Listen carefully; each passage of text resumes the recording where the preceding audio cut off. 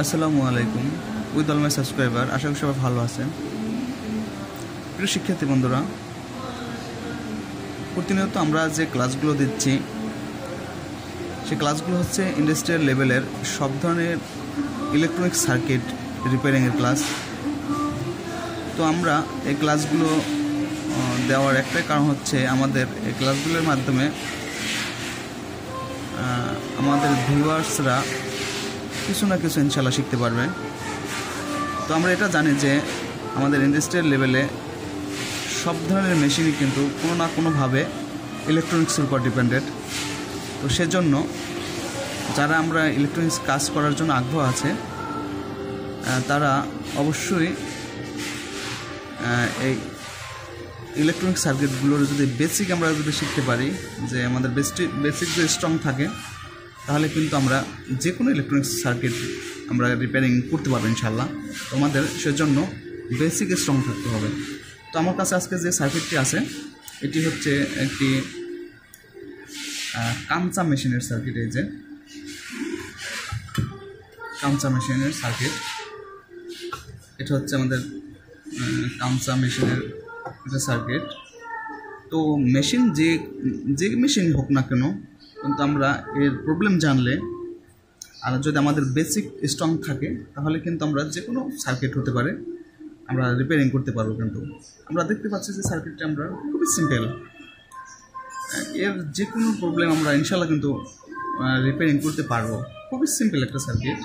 আর এই সার্কিটের বেসিকটা যদি আমরা স্ট্রং করতে পারি, তো বেসিক যদি আমাদের স্ট্রং থাকে, আমি বেসিক বলতে বোঝাতে চাচ্ছি, ধরেন আমরা এই সার্কিটের ভিতরে যে ধরনের কম্পোনেন্টগুলো আছে, মসফেট, আইজিবিটি, রেজিস্টর, আইসি, ডায়োড, ট্রানজিস্টর, ক্যাপাসিটর, এই যে কম্পোনেন্টগুলো আছে, আমার প্রথম বেসিক বলতে আমি বোঝাতে চাচ্ছি এই কম্পোনেন্টগুলো সুন্দরভাবে এর নাম, এর কাজ কী এবং মাল্টিমিটার দিলে কীভাবে কম্পোনেন্টগুলো টেস্ট করে, এই চারটা জিনিস, যেমন কম্পোনেন্টগুলোর নেম, কম্পোনেন্টগুলো কীভাবে কাজ করে, কম্পোনেন্টগুলো মাল্টিমিটার দিয়ে কীভাবে টেস্ট করে ভালো না খারাপ, এবং এর সেকশনগুলো কোন সেকশনের প্রবলেম হলে আমরা কোন জায়গায় কাজ করব, এই চারটা জিনিস যদি আমরা প্রপারলিভাবে জানতে পারি তাহলে আমরা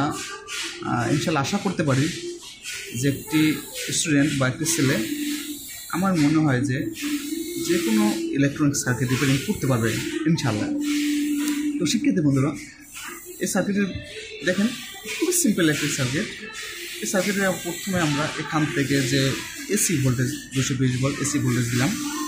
এসি ভোল্টেজ দেওয়ার পরে আমরা দুটি ফিউজ ইউজ করার দুটো থার্মিস্টর ইউজ করছে বা ভেরিস্টর ইউজ করার পরে একটা ক্যাপাসিটার, একটা ইন্ডাক্টর আর একটা ক্যাপাসিটার হয়ে কিন্তু আমাদের রেকটিফায়ারে চলে আসছে। এই একটা সেকশন, রেকটিফায়ার আগ পর্যন্ত এই একটা সেকশন, প্রাইমারি সেকশন।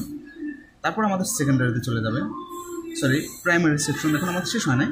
তো এই একটা সেকশন, তারপর আমাদের এই এসি ভোল্টেজটাকে আবার রেকটিফায়ার কীভাবে ডিসি করবে, ডিসি করার পরে রেকটিফায়ার ডিসি ভোল্টেজটাও যেহেতু এই দুটো ক্যাপাসিটার প্যারালালে ইউজ করছে, এই ক্যাপাসিটার আবার দেখেন নেগেটিভ আছে পজিটিভ আছে, নেগেটিভ পজিটিভ আছে। ওই ক্যাপাসিটারের কাজ হচ্ছে ডিসি ভোল্টেজটাকে আমাদের রেকটিফায়ার থেকে যে ডিসি ভোল্টেজটা যাচ্ছে এটা কিন্তু আমাদের পিওর ডিসি না, এই ভোল্টেজটা হচ্ছে আমাদের পালসিং ডিসি। এই পালসিং ডিসিটা কিন্তু আমাদের পিওর ডিসি করতে হবে। পিওর ডিসি মানে পালসিং ডিসি মানে পিওর ডিসি না, অর্থাৎ এর ভিতরে এসির কোনো ভাব আছে, কোনো এসি আছে, পুরোপুরিভাবে আমাদের পিওর হয়নি। পিওর করার জন্য আমাদের দুটো ফিল্টারিং ক্যাপাসিটার ব্যবহার করা হয়েছে। এই ফিল্টারিং ক্যাপাসিটার দুটি আমাদের পালসিং ডিসিটাকে পিওর ডিসি বানাইছে। তো এই পিওর ডিসি ব্যবহার হওয়ার পরে কিন্তু আমাদের এই ভোল্টেজটা কোথায় গেছে, আমাদের একটা লাইন চলে গেছে আমাদের এসএমপিএস পাওয়ার সাপ্লাই, এবং এর ভিতরে আমরা 220 ভোল্ট আসার পরে কিন্তু আমাদের কিছুটা কিন্তু আমরা জানি যে ক্যাপাসিটার আর একটা কাজ হচ্ছে এটি ব্যাটারির মতন আচরণ করবে, যেহেতু এর মাইক্রোফ্যারাড এবং ভোল্টেজটা আমাদের লক্ষ্য রাখতে হবে। তো এখানে আমাদের কিন্তু ভোল্টেজটা একটু আপ করছে, অর্থাৎ হয়তো 300 350 ভোল্ট চলে আসছে। আমাদের এই 300 350 ভোল্টেজ আমাদের সরাসরি কিন্তু আমাদের আইজেবিতে চলে যাবে, যেহেতু আমাদের এর নাম 3 ফেজ মোটর চালায় কিন্তু আমাদেরকে।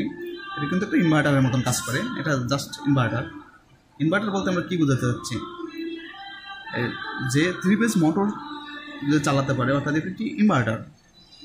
তো সেক্ষেত্রে বন্ধুরা এই ইনভার্টার হোক না বা কন্ট্রোলার বলি, আমরা যাই বলি কেন, এই 350 ভোল্টেজ কিন্তু সরাসরি আমাদের এই ডিসি ভোল্টেজটা আমাদের আইজেবিতে চলে আসছে, এবং আরেকটা ডিসি ভোল্টেজ 350 ভোল্টেজ আমাদের এই এসএমপিএসে চলে আসছে। এখান থেকে আমাদের ভাগ করে, অর্থাৎ ডিস্ট্রিবিউশন করতেছে আমাদের কোন জায়গায় 12 ভোল্ট লাগবে, কোন জায়গায় 24 ভোল্ট লাগবে, কোন জায়গায় 15 ভোল্ট লাগবে, ও কন্ট্রোলিং সাইডে 5 ভোল্ট লাগবে। সব কিছু আমাদের এসএমপিএস পাওয়ার সাপ্লাইতে ডিস্ট্রিবিউশন করে দিচ্ছে। এর ভিতরে কিন্তু বিভিন্ন ধরনের সেফটি আছে, টেন্টেসি ব্যবহার করা আছে সেফটি।